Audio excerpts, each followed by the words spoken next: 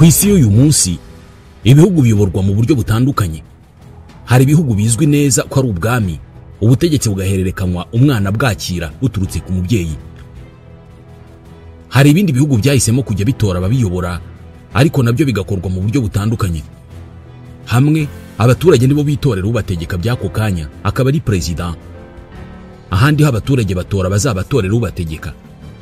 Nk'ubwo muri Leta Zunze Ubumwe za Amerika, nubwo abaturage batora, ariko hari abatora bakuru bemeza perezida wa repubulika. Mu Bushinwa ho president atorerwa mu nteko y'ishyaka rya gikomuniste rya rubanda rw'Abashinwa. Hari ibindi bihugu hatorwa amashyaka, maze ishyaka ryatsinze umudepite umwe muri ryo akarivamo agatorerwa kuba minisitiri w'intebe mu byitwa parliamentarian democracy. Aha ubutegetsi buba buri mu biganza by'inteko ishinga amategeko. Gusa nubwo batorwa mu buryo butandukanye, bose bagira inshingano zo kuyobora ibihugu byabo kandi bakagira manda bemerwa n'itegeko nshinga muri ibyo bihugu. Uyu munsi rero mu mwaka wa 2025, muri abo bose bategeka ibihugu byabo baratowe atari abami bahererekanya ubutegetsi, hari abamaze igihe kirekire ku butegetsi. Abami bo rwose bavuva hari uko bapfuye. Gusa abandi manda zabo zirarangira, bakongera bakagirirwa icyizere cyangwa se bakava ku butegetsi, abandi nabo bakabufata. Mu bakuru b'ibihugu na za guverinoma bariho ku isi uyu munsi, hari abamaze imyaka irenga 40 ku butegetsi. Uyu munsi abaperezida 5 bamaze igihe kirekire ku butegetsi, bose nabo ku mugabane wa Afrika. Muri iki kiganiro reka tubagarukeho mu ncamake. Uyu munsi umukuru w'igihugu umaze igihe kirekire ku butegetsi kurusha abandi bose ku isi ni Teodoro Obiang Nguema Mbasogo. Amaze imyaka 46 yose ategeka igihugu cya Guinea Equatorial. Afite imyaka 83 y'amavuko. Obiang Nguema Mbasogo yavukiye mu bwoko bw'aba Esangwi, ni mu muryango w'abangwema unihariye kuba ari wo wonyine wategetse iki gihugu. Uyu mugabo niwe perezida wa kabiri wa Guinea Equatorial mu gihe yasimbuye ku butegetsi nyirarume Machias Nguema. Kubera kuvukira mu bwoko bw'ibihangange, Nguema yavuye mu ishuri yinjira mu gisirikare cy'abakoloni b'abanya Espagne, ndetse ajya no kwiga ibya gisirikare mu ishuri rya General Military Academy ryahitwa Zaragoza muri Espagne. Yahavanye ipeti rya lieutenant. Nyuma yaho nyirarume Francisco Machias Nguema afatiye ubutegetsi agategeka Guinea Equatorial, Obiang Nguema Mbasogo yakoze akazi gatandukanye karimo kuyobora intara yitwa Bioko, yayoboye na gereza yitwa Black Peach Prison, gereza yafungiyemo benshi mu bataravugaga rumwe n'ubutegetsi bwa nyirarume.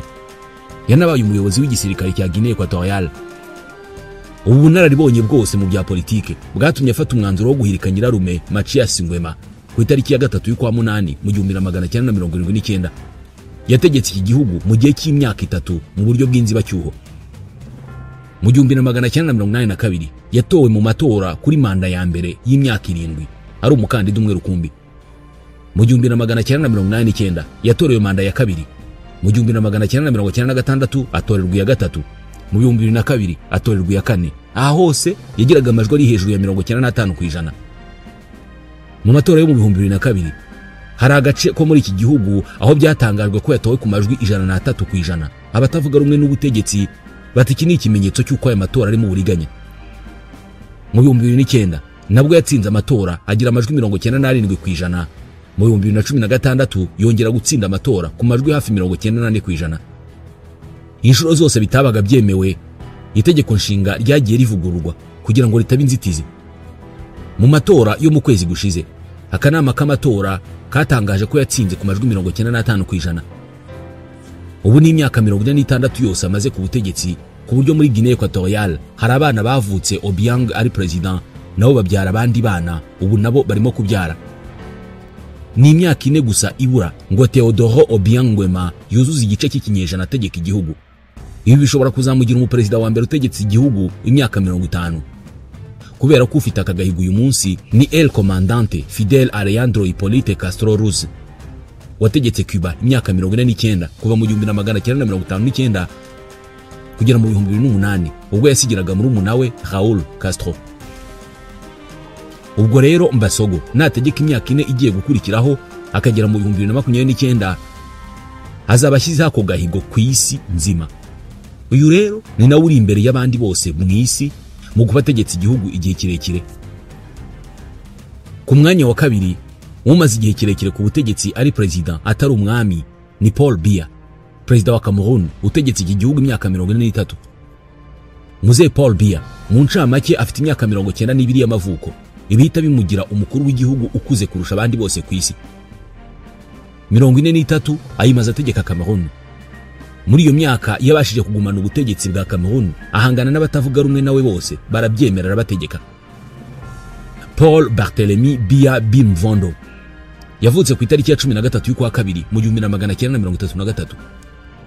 Avukira mu gace kitwa Mvomeka. Icyo gihe iki gice yavukiyemo na Cameroon yose muri rusange byari bice bya koloni y'Ubufaransa muri Afrika. Yavutse muri ibyo bihe byo muri Afrika yo mu 1933, birumvikana agiye kuzuza imyaka 93. Paul Biya ni umuhungu wa Etienne Mvondo Assam na Anastasie Eyenga L. Ni perezida wa kabiri mu mateka ya Cameroon. Yageze ku butegetsi ku itariki ya 6 y'ukwa 11 mu 1982, asimbuye perezida Amadou Ahidjo wari weguye mu minsi ibiri yari yabanje ku itariki ya 4 y'ukwa 11 mu 1982. Paul Biya kugira ngo abashe kuba president mu mwaka wa 1982 nuko ari we wari ministre w'intebe wa Cameroon kuva mu kwezi kwa gatandatu mu 1972. Nyuma y'imirimo myinshi yakoze mu nzego zitandukanye muri leta kuva muri za 60, mu kwezi kwa gatandatu mu 1975 Biya yabaye ministre w'intebe wa Republika ya Cameroon. Nyuma y'imyaka 4 mu kwa gatandatu mu 1979 habaye impinduka z'itegeko nimero 79 akarongo kabiri yo ku itariki ya 29 y'ukwa gatandatu mu 1979. Impinduka zemeje ndetse bijya no mu itegeko nshinga ko mu gihe president yagira ikibazo ministre w'intebe ari we wamusimbura. Ntibyatinze kuba kuko mu 1982 Amadou Ahidjo yeguye ku mwanya w'umukuru w'igihugu. Bwana Biya ahita aba president. Amaze kugera ku butegetsi kubugumana yabigize intego, atorwa kenshi kugera ubwo ngubu amaze imyaka hafi 43 ari president. Yatowe bwa mbere ku itariki ya 14 y'ukwa mbere mu 1984, arongera atorwa ku ya 24 y'ukwa 4 mu 1988, yongera gutorwa bwa gatatu ku itariki ya 11 y'ukwa 10 mu 1992. Gusa aya matora yo mu 1992 yagoye cyane Paul Biya, kubera ko hangaha muri Cameroon muri uwo mwaka wa 1992 nkuko byagenze muri Afrika hose, amatora yabaye arimo amashyaka menshi. Byari byemejwe muri politike ishingiye ku mashyaka menshi yemejwe muri Cameroon mu 1990. Iki gihe rero birumvikana ko abakandida babaye benshi, mu gihe mbere yaho yiyamamazaga hari ishyaka rye ryonyine, Union Nationale Camerounaise UNC. Muri aya matora yo mu 1992 Paul Biya yahanganye bikomeye na John Frundi. Mu mwaka wa 1992 ubwo hari akivuka amashyaka menshi, Biya yari afite abo bahanganye nabo bakomeye. Ikikubwira ko aya matora muri Cameroon yari akomeye nuko Paul Biya yatsinze ku majwi 40%, John Frundi agira 36. Aha batavuga rumwe n'ubutegetsi bemeje ko Frundi ari we watsinze, kugeza n'ubwo indorerezi z'imiryango mpuzamahanga nazo zemeje ko aya matora yabaye mu buriganya, ko intsinzi yari ya Frundi. Ariko byarangiye Paul Biya agumanye ubutegetsi. Nyuma yo mu 1992 nta rindi hangana rikomeye Paul Biya yigeze yongera kubona muri Cameroon, kubera ko amatora yandi yatsinze bimworoheye. Nk'ubwo andi matora yabaye mu kwa 10 mu 1997, andi akorwa mu kwa 10 mu 2004, abanyakameruni bongera gutora president mu kwa 10 mu 2011, ndetse ubuheruka batoye president ni mu kwa 10 mu 2018. Bazongera gutora mu kwa 10 mu 2025. Paul Biya no guhagarara biramugora kubera uburyo ashajemo, ariko kongera kwiyamamaza ntabwo ari ibintu bidashoboka. Hari abanyakameruni bavutse Paul Biya ari president, nabo barakura, nabo barabyara, abo babyaye ubu nabo barimo kubyara. Paul Biya aracyari president. Paul Biya ashinjwa na benshi gutegeka Cameroon atayibamo. Arashaje cyane kandi yitwa president, ariko byemezwa ko atari gutegeka igihugu mu by'ukuri, kubera ko igihe kirekire akimara i Burayi mu bihugu by'Ubufaransa, ariko cyane cyane mu Busuwisi. Iyi mitegekere ya Paul Biya abatavuga rumwe nawe ntacyo bayikozeho, nta mbaraga bafite, kubera ko byemezwa ko ugerageje kuzana politike zo kumurwanya no kutavuga rumwe nawe akabona ko akomeye, amwitaho cyane bitari ukumugirira nabi ahubwo mu kumwiyegereza. Byemezwa ko mu bwenge bwinshi bwa Paul Biya uwagerageje guhangana nawe wese yagiye amwegera akamubaza icyo ashaka maze akakimuha, undi agaceceka akayoboka politiki ya Paul Biya. Byemezwa ko nta munyapolitiki ufite imbaraga zo guhangana na Paul Biya uba muri Cameroon, kubera ko ugerageje kumurwanya amenya uko amwigarurira mu buryo butamugora. Ibi byose kongeraho no kuvuga make kwe no kutagaragara kenshi byatumye Paul Biya ategeka igihugu cya Cameroon imyaka 43 yose nta kibazo na gito afite.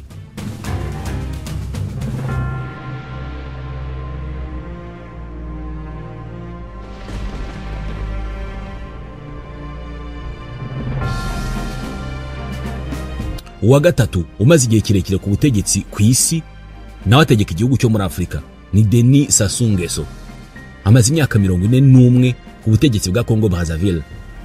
Uyu we icyo atandukaniyeho na bagenzi be bamaze igihe kirekire ku butegetsi nuko we yategetse igice cya mbere kuva mu 1979 kugera mu 1992 aragenda ubutegetsi busigira abandi. Ariko nyuma y'imyaka 5 mu 1997 aragaruka yongera gutegeka Congo Brazzaville kugera uyu munsi. Ubu Denis Sassou Nguesso ategetse iki gihugu imyaka myinshi kubera ko amaze 41 ategeka Congo Brazzaville. Ni umusirikare wageze ku ipeti rya colonel ndetse yanabaye ministre w'ingabo mu gihugu cye mbere yuko aba president. Afite imyaka 81 y'amavuko. Yageze ku butegetsi bwa mbere mu kwa gatatu mu 1979 ubwo president wa Congo Brazzaville icyo gihe Joachim Yombi Opango yeguraga. Nguesso yategetse Congo Brazzaville imyaka 13 yose ageza mu 1990 ubwo habaga impinduka mu gihugu cye nkuko byagenze hose muri Afrika. Muri ibyo bihe Denis Sassou Nguesso yemeye ko muri Congo hajyaho politiki ishingiye ku mashyaka menshi. Ibi byatumye habaho amatora y'umukuru w'igihugu yo mu 1992 amugendekera nabi cyane arayatsindwa, atakaza umwanya w'umukuru w'igihugu asimburwa n'uwahoze ari ministre muri guverinoma ye Pascal Lissouba. Gusa ubutegetsi bwa Lissouba ntabwo bwagenze neza kubera ko muri Congo Brazzaville havutse ibibazo by'umutekano byavuyemo intambara yashyamiranyije abaturage yamaze hafi imyaka 3 irangira mu kwa 12 mu 1995 ihitanye abagera ku 200,000 ivana mu byabo abagera ku 100,000. Nyuma y'ibi byose Denis Sassou Nguesso yagiye kwibera mu Bufaransa ahamara amezi menshi agaruka muri Congo Brazzaville mu kwa mbere mu 1997 aje kwiyamamaza mu matora ya president yo muri uwo mwaka. Akihagera ibintu byongeye kuba bibi aho Lissouba wari president n'abandi banyapolitike batifuzaga ko yiyamamaza. Ibi byamuteranije na leta, abari bamushyigikiye bakozanyaho n'ingabo za leta, bivamo intambara ya kabiri ya Congo Brazzaville. Byose byakomeye ubwo ku itariki ya 5 y'ukwa gatandatu mu 1997 ingabo za leta zagotaga urugo rwa Nguesso rwari mu gace kitwa Mpila. Icyo gihe nawe yahagurukiye kwirwanaho, maze abari bamushyigikiye bamujya inyuma ahangana n'ingabo za leta, anafashwa n'ingabo za leta ya Angola kugira ngo ahangane n'igisirikare cya Pascal Lissouba wari ufatanyije na Opango wigeze gutegeka iki gihugu ari nawe Nguesso yari yasimbuye. Muri iyo ntambara yeruye ingabo za Angola zari ziri hejuru cyane muri ibyo bihe, zakubise inshuro ingabo za Lissouba, maze mu kwa 10 mu 1997 Denis Sassou Nguesso asubirana ubutegetsi, Lissouba na Opango barahunga. Nuko rero nyuma y'iyo ntambara Denis Sassou Nguesso ku itariki ya 25 y'ukwa 10 mu 1997 yongeye kuba president wa Congo Brazzaville, amaze kurahirira uwo mwanya kugera n'uyu munsi aracyari president. Muri iyo myaka yahanganye n'ibibazo by'umutekano muke, agerageza kongera kunga abanyekongo, atorwa kenshi uhereye mu matora yo mu 2002, nyuma aza kuyobora umuryango wa Afrika yunze ubumwe mu 2006.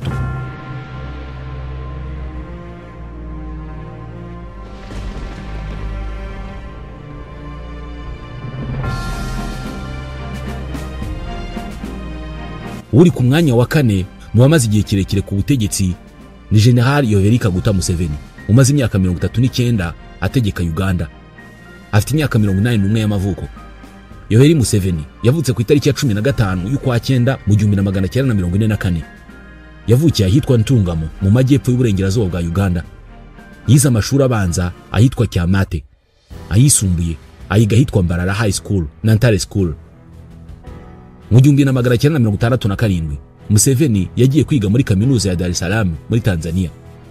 Muri iyo kaminuza Museveni yahize ibijyanye n'ubukungu na politike.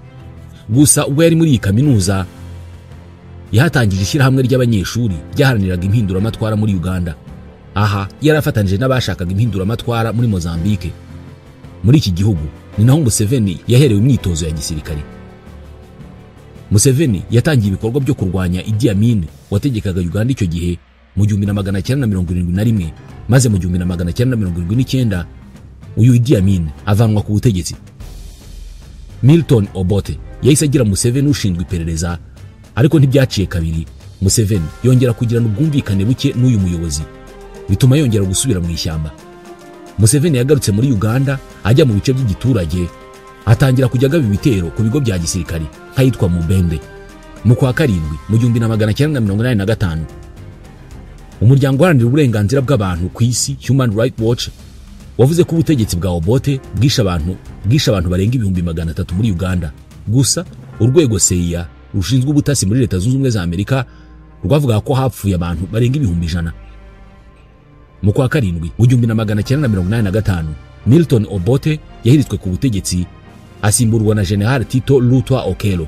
Uyu yamaze igihe gito ku mwanya w'umukuru w'igihugu, kuko bidatinze yahiritswe na Museveni mu kwa mbere mu 1986. Bombi bari barafatanije mu rugamba rwo guhirika Obote. Kuva yagera ku butegetsi mu 1986 bisa naho yiyemeje kubugumana. Amaze kubugeraho yamaze imyaka 10 mu gihe cy'inzibacyuho, maze nyuma yemera ko mu gihugu habaho amatora. Ku nshuro ya mbere muri Uganda amatora yabaye Perezida Museveni amaze imyaka 10 ku butegetsi, hari mu 1996, andi aba mu 2001, andi aba mu 2006, yongera kuba mu 2011 no mu 2016 ndetse no mu 2021, andi ategerejwe mu 2026. Aya azaba baye ku nshuro ya karindwi. Muri izi nshuro zose kuva mu myaka 30 ishize, Yoweri Kaguta Museveni niwe watsinze aya matora, ibituma ubwo amatora azaba mu mwaka utaha Perezida Yoweri Kaguta Museveni azaba yujuje imyaka 40 ategeka Uganda. Azaba agiye kwiyamamariza manda ya karindwi kubera ko yari mu ubu ni ya gatandatu. Ubu rero mu mezi 7 ari imbere yitezwe ko hazaba amatora n'ubundi abanya-Uganda bagahitamo ugomba kubategeka kugera mu 2031, aho Museveni ashobora kuzaba yujuje imyaka 45 ari ku butegetsi. Uri ku mwanya wa gatanu umaze igihe kirekire ku butegetsi ni Isaias Afwerki utegeka Eritrea. Nyuma yaho iki gihugu cyari kimaze kubona ubwigenge kikiyomora kuri Ethiopia, Afwerki niwe watangiye gutegeka Eritrea. Mu yandi magambo, Isaias Afwerki niwe utegeka iki gihugu kuva cyabaho nk'igihugu nyuma y'intambara y'igihe kirekire y'abanya-Eritrea. Afwerki yavukiye Asmara ku itariki ya 2 y'ukwa kabiri mu 1946. Akurira muri aka gace kari muri Ethiopia muri ibyo bihe. Mu 1965 nk'umunya-Ethiopia yagiye kwiga ibijyanye n'ikoranabuhanga mu bwubatsi muri kaminuza yitiriwe Haile Selassie ku murwa mukuru Addis Ababa. Ariko nyuma y'umwaka umwe ibyo kwiga muri Ethiopia yabivuyemo, ajya kwifatanya na Eritrean Liberation Front ELF mu ntambara zo gushaka ubwigenge bwa Eritrea. Iri shyirahamwe ryashyigikiwe n'Ubushinwa mu bikorwa byo guhangana na Ethiopia bashaka kubohora Eritrea. Mu kwa munani mu 1973 ELF yihuje na Popular Liberation Forces PLF, bivamo umutwe umwe wiswe The Eritrean People's Liberation Front EPLF ugamije kubohora Eritrea. Mu mwaka wa 1987 nibwo Isaias Afwerki yabaye umuyobozi w'uyu mutwe, ndetse mu kwa kane mu 1991 abarwanyi ba EPLF bafashe umujyi wa Asmara bawambura ingabo za Ethiopia. Nyuma y'imyaka 2 mu kwa kane mu 1993 abanya-Eritrea babonye ubwigenge bw'igihugu biciye mu matora ya referendum yakozwe muri uko kwezi kwa kane mu 1993. Ndetse n'icyo gihe Isaias Afwerki yaboneyeho umwanya maze aba perezida w'icyo gihugu kugera n'uyu munsi. Amaze imyaka 33 yose ategeka Eritrea.